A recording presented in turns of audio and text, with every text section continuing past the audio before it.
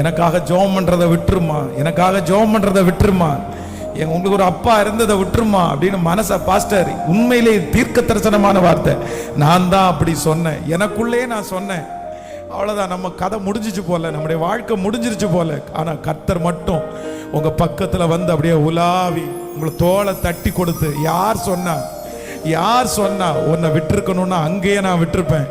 உன்னை அழிக்கணும்னு நினைச்சா அந்த கப்பலிலே அத்தனை பேரும் சேர்ந்து உன்னை கொண்டிருப்பாங்க. ஆனா எல்லா இடத்திலையும் நான் உனக்கு தயவை பாராட்டி உன்னை இதுவரையிலும் தப்புவிக்க பண்ணதுக்கு ஒரு பெரிய நோக்கம் உண்டு.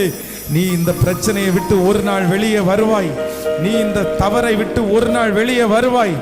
பிரதர், சிஸ்டர், என் அன்பு தகப்பன், தாயே, உன்னுடைய மகனை கர்த்தர் திரும்ப கொண்டு வருவார். உங்க மகளை கர்த்தர் திரும்ப கொண்டு வருவார். அந்த யோனாவை கர்த்தர் திரும்ப கொண்டு வருவார்.